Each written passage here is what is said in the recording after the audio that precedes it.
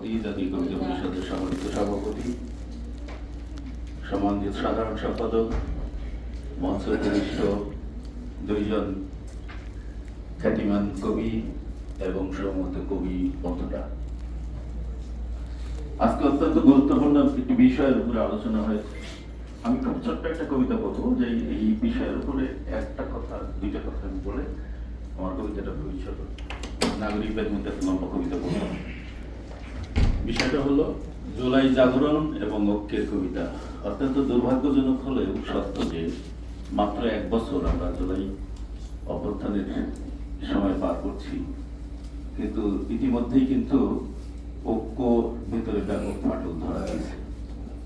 জুলাই জাগরণটা আমরা এখনো পর্যন্ত ধরে রাখতে পেরেছি, কিন্তু ঐক্য কিন্তু নেই। আজকে ঐক্যের যে মূল জায়গাটা ছিল রাজনীতিবিদদের, যে দলগুলো ঐক্যবদ্ধভাবে ফ্যাসিস্টের বিরুদ্ধে আন্দোলন করেছিল, সেই দলগুলো কিন্তু আজকে দ্বিধা বিভক্ত হয়ে গেছে। আপনারা লক্ষ্য করছেন যে এখানে একটি ঐক্যমত্য কমিশন হয়েছে, সেই কমিশনের একদম পরিষ্কার দুটি ভাগ হয়ে গেছে, ইসলামপন্থী দলগুলো একদিকে আর বিএনপির সঙ্গে প্রগতিশীল কিছু দল একদিকে। সেই ঐক্য আদৌ হবে কিনা, নির্বাচন হবে কিনা আমরা জানি না। এবং আজকে ঢাকা শহরের যে অবস্থা সেটা আপনারা নিশ্চয়ই জানেন, যে ঢাকা কিন্তু আবার রণক্ষেত্র। এবং আমার এক ভাই এর আগে বলেছেন যে আমরা কিন্তু আরেকটি বিপ্লবের পদধ্বনি শুনছি।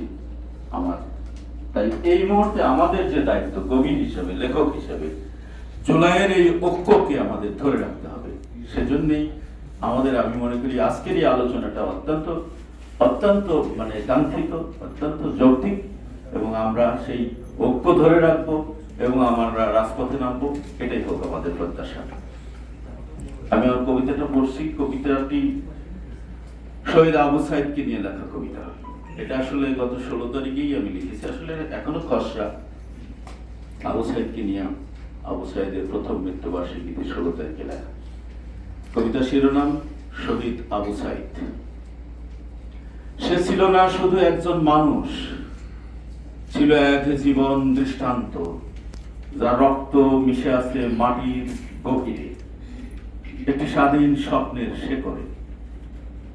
বুলেটের গর্জনে থেমে যায়নি যার সাহস, চোখে ছিল আগুন, কণ্ঠে ছিল সত্যের বজ্রধ্বনি। তার পদচিহ্ন রেখে গেছে ধুলোয়, যা আজও পথ দেখায় অন্ধকারে। যুদ্ধের দিনে সে ছিল অদম্য, নিজের জীবন রেখে গেছে আমাদের হাতে। আমরা এখন সেই ঋণে বাঁধা। তার নামে ওঠে প্রতিবাদের মিছিল। সে নেই, কিন্তু তার নাম বাতাসে, মুক্ত আকাশে উড়ে তার আদর্শের নিশান। তার রক্ত দিয়ে লেখা এক অধ্যায়, যা ইতিহাসের শেষ পাতায় নয়, বরং প্রতিটি নতুন সূর্যোদয় জ্বলজ্বল করে। আজও যারা প্রশ্ন তোলে স্বাধীনতা কিভাবে এলো, তারা জানুক আবু সাইদের গল্প।